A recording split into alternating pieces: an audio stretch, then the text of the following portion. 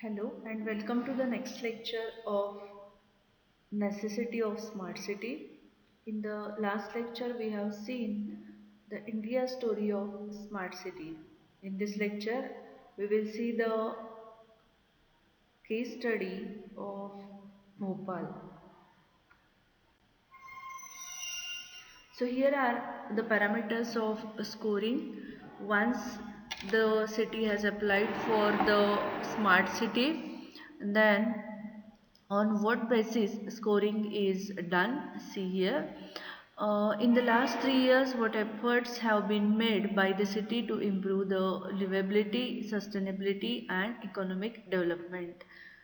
Then in the last So here is the smart city proposal of Bhopal in short. It includes quality of life, then SWOT analysis, that is its strengths, weaknesses, opportunities and threats, as well as vision of the city and the goals. See how the ranking is done. For Bhopal, 97 cities competed in the Smart City Challenge, out of which top 20 cities were selected for funding in the financial year 2015-16. Bhopal secured 20th position in the first round and received the funding for the implementation of the mission. The ranking of cities was done through a rigorous process of evaluation by the panel of experts. Panel of experts consisted of World Bank, London School of Economics and National Institute of Urban Affairs. So first parameter is quality of life.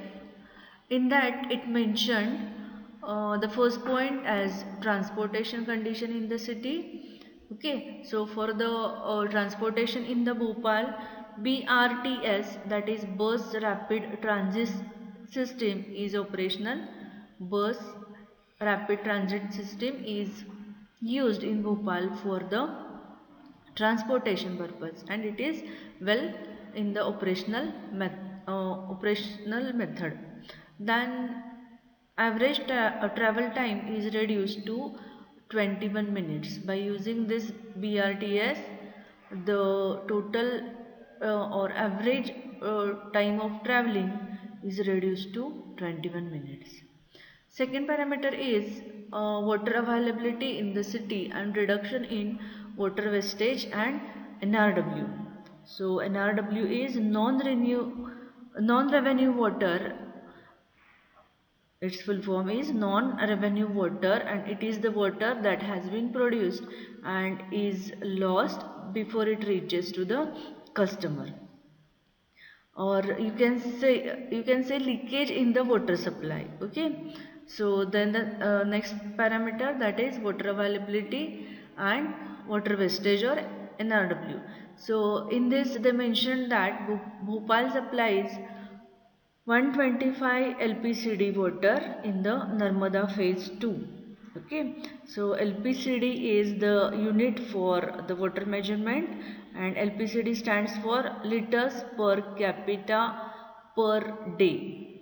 Okay, so Bhopal supplies 125 LPCD water. Bhopal Municipal Corporation, that is BMC, has taken adequate steps to address water coverage and these NRW, that is leakage issues. Next point is energy availability and reduction of outages in the city. 24 by 7 electricity to all non-agricultural consumers. And next is no any scheduled power cuts or outages in Bhopal over last 3 years. Then next parameter is city profile. The population of Bhopal city according to the census in 2011 is 23,71,061. Okay, the municipal area is 450 km². Literacy is more than 85%. Economy of Bhopal city is driven primarily by cotton, electrical goods, jewelry and chemical industry. Over 1,200 MSMEs are currently existing in the Bhopal. So MSME is micro, small, medium enterprises. Okay. So they are up to 1,200. Then tourism is also a thriving industry with several tourist spots such as UNESCO heritage site, lakes, etc. open for the tourists. Then salient features of the Bhopal city. Bhopal is 14th largest and third greenest city in India. It has ranked third in the best governance and administrative practices, ranked 27th as least polluted cities among 102 cities in Asia. SWOT analysis. So, first parameter in the SWOT analysis is strengths. Strengths of Bhopal city are: Bhopal is strategically placed at the center of India with good rail, road and air connectivity. Okay, that means Bhopal is having all types of transportation systems, that is railways, roadways as well as airways. Since it is at the center of the India, so it is having well planned transportation systems. Bhopal is home to some of the most renowned institutions of national repute such as MANIT. So MANIT is Maulana Azad National Institute of Technology, then National Law Academy, School of Planning and Architecture, and IISER, that is Indian Institute of Science Education and Research. It houses various institutions and establishments of the national importance like BHEL, so that is Bharat Heavy Electricals Limited, ISRO's Master Control Facility, etc. Then Bhopal is popularly known as the city of lakes, with 14 lakes making it a tourist attraction. So in this way Bhopal is also well known for the tourist place as it is having 14 lakes. Then weaknesses are: travel demands are rising rapidly, ultimately leading to congestion, lesser employment opportunities forcing college graduates to seek employment outside the city, opportunities. So, based on the strengths, the opportunities of Bhopal city are development of tourism industry, hotels, travel agencies, fresh manpower available from local engineering, medical and management institutions for startup industries. So, Bhopal can be a hub of startup industries since it is having the young manpower. Then creation of subsidiary health infrastructure in support of AIIMS may transform Bhopal into an important medical center of central India. Then threats. There may be need to improve the quality of education and standard of curriculum to meet the industry demands. Then cleanliness is a major issue and required investment in infrastructure and monitoring. Then city vision and its goals. First is advancing potential for industry and business. Bhopal has a mature industrial base with Govindpura industrial area housing around 1,200 micro, small and medium enterprises, that is MSME. The industrial areas of Vail, Govindpura and Mandidip collectively accounted for rupees 7,100 crore of exports last year, which is approximately 36% of Bhopal's GDP. Okay, so by MSME, Bhopal is having good business which can do 7,100 crore of exports in 1 year. To illustrate, electrical machinery and transport equipment together account for the largest investment, that is 45.05 crores, employing around 8,400 people. Metal based production of rupees 43.91 crores is second largest, employing around 907 people in the last few years. Then next is tourism promotion. In the last decade, Bhopal was witnessed a splurge in tourists, with the yearly inflow crossing 10.80 lakhs in domestic and foreign region, which was the highest in Madhya Pradesh. About 98.91% of tourists visiting Bhopal are domestic.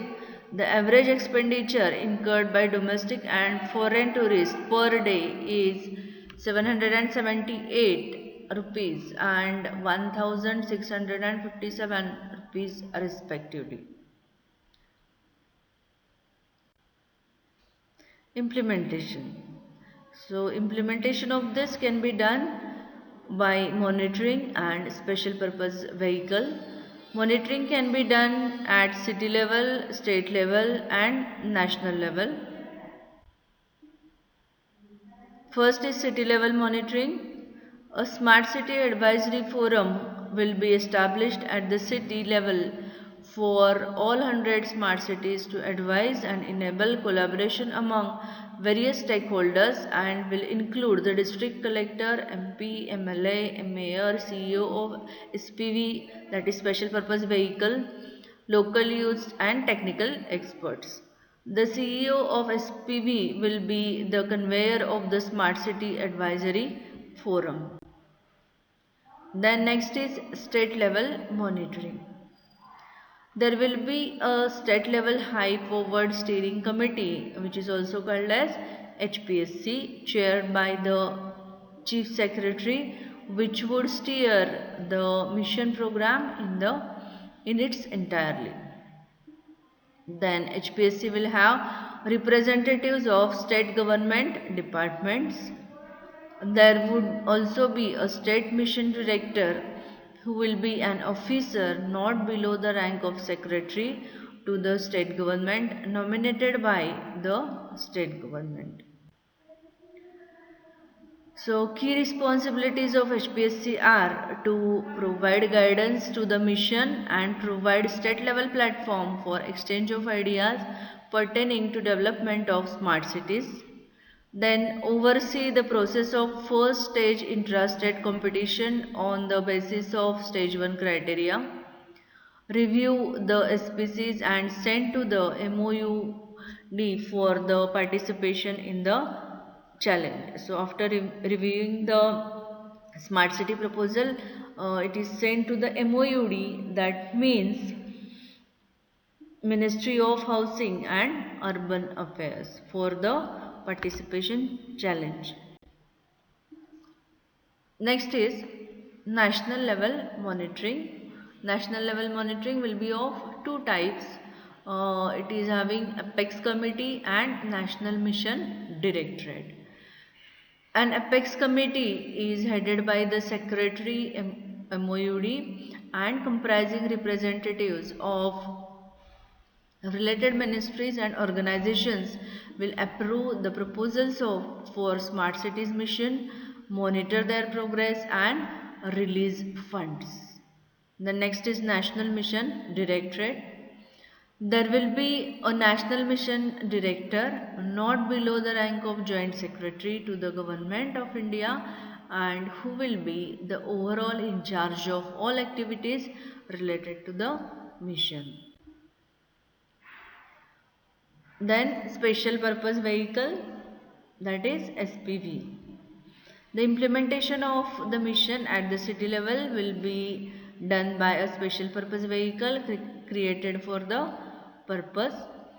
The SPV will plan, appraise, then approve, release funds, implement, manage, operate, monitor and evaluate the smart city development projects. Each smart city will have a SPV which will be headed by a full-time CEO and have nominees of central government, state government and ULB on its board.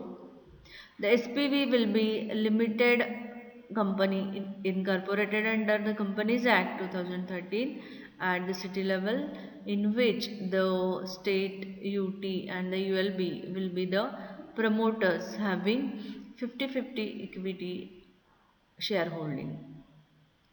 So this is was the example of Bhopal city which is in progress for the smart city.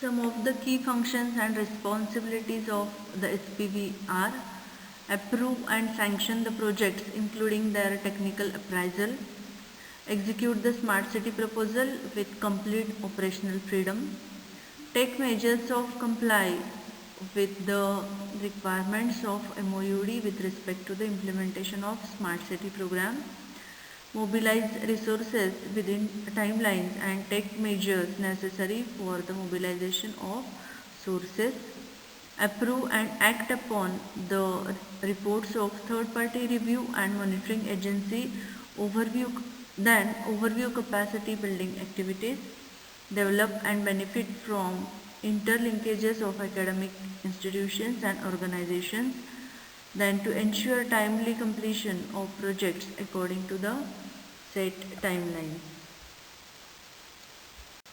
Also, to undertake review of activities of the mission including budget, implementation of projects and preparation of SCP and coordination with other missions or schemes and activities of various ministries, monitor and review quality control related matters and act upon issues arising thereof, incorporate joint ventures and subsidiaries and enter into public-private partnerships as may be required for the implementation of Smart Cities program, enter into contracts, partnerships and service delivery arrangements as may be required for the implementation of the Smart Cities mission, determine and collect user charges as authorized by ULB,